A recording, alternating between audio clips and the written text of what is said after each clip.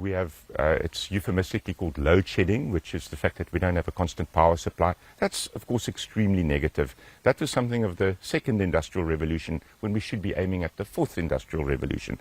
So all this optimism can't just be ungrounded. You have to have reasons why you are positive. I am positive despite all of that because I've surrounded myself with entrepreneurs who want to make the world better and are putting their time and their capital down. They've got skin in the game and they are actually succeeding. How can you entice investment in this country for fourth generation industrial revolution stuff when you basically can't promise somebody, I'm going to open a chip plant, I'm going to open this plant, I'm that much. You can't even promise them 24-hour power. No, look, it's very negative and the investor sentiment is very negative. Now, as somebody who invests in the markets, that isn't always all bad because there always are opportunities. That's the first point I'd make. But the thing that excites me most is the advent of new technologies. So our power problems that we have in South Africa is because of the failure of large-scale old coal furnaces. But this is a sunny country. We also have a lot of wind. And the possibility now to generate solar power, not only is it green, but it's at a lower cost than what coal can generate. So there's reason for optimism, it just requires investment. You talk about the new entrepreneurs. The real risk for South Africa is you have these new entrepreneurs who get a degree of success and then go overseas. They migrate, and then that's the end, and then the country doesn't benefit. How do you prevent that? I don't think you can. I think we live in a flat world. I mean, one of my kindergarten mates, he won't remember me. I remember him. He's called Elon Musk. He's now the wealthiest man in the world because he has immigrated. That type of thing is going to happen all over the world. But the reverse too is happening, which is that the world is flatter, that business ideas, business models and technologies come back to us. So the solar that I'm talking about, this isn't IP that is necessarily developed here in South Africa, but the application of solar power, bringing power at a lower cost, is hugely beneficial to the economy. And yet, do you sometimes feel there isn't a governmental infrastructure that supports that level of entrepreneurialism? A governmental structure that is still stuck fighting old battles? Unfortunately, that is exactly right. And if you depend on government too much in South Africa, you are bound to be disappointed. Unfortunately, I'm saying that.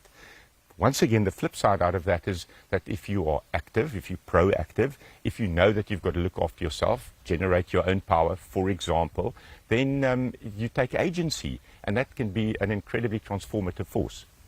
There is a phrase, a boer maak 'n plan, a farmer has a plan. That's exactly right.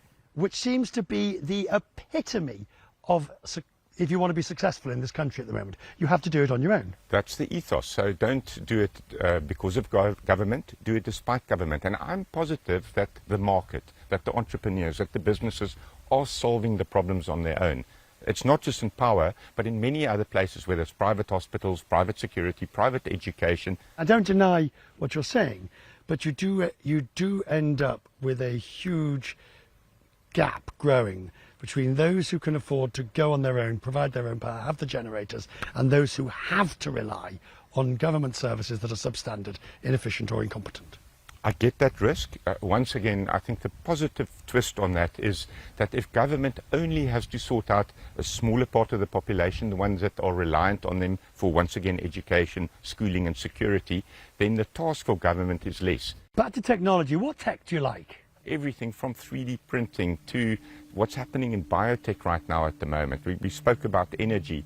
I've been able to launch a startup bank, Bank Zero, with a lot of co-founders at a fraction of the cost of what it would cost an incumbent bank.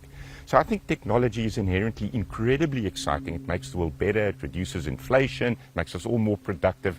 And the benefits aren't just in Silicon Valley, they're here in Africa too. And then you have a vineyard and a winery. So which bit of the equation does this fall into?